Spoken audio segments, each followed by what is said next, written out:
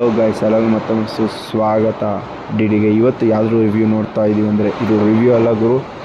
ನಾಳೆ ಕಲ್ಕಿ 2938 ರಿಲೀಸ್ ಆಗ್ತಿರೋ ಫಿಲಮ್ಗೆ ನೀವು ಹೋಗ್ತಾ ಇದ್ದೀರಾ ಅಂದರೆ ಅದಕ್ಕೆ ಮುಂಚೆ ಅಮೆಝಾನ್ ಪ್ರೈಮಲ್ಲಿ ರಿಲೀಸ್ ಆಗಿರೋ ಬುಜ್ಜಿ ಆ್ಯಂಡ್ ಭೈರವ 2 ಎಪಿಸೋಡ್ಸ್ ಇದೆ. ಅದನ್ನು ನೋಡಿಬಿಟ್ಟು ಹೋಗಿ.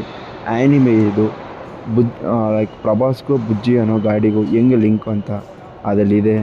ನೋಡ್ದಂಗೆ ಹೋಗ್ಬೇಡ್ರಿ, ಇಲ್ಲಾಂದರೆ ಫಿಲಮಿಗೆ ಕನೆಕ್ಷನ್ನೇ ಮಿಸ್ ಆಗ್ತೀರಾ.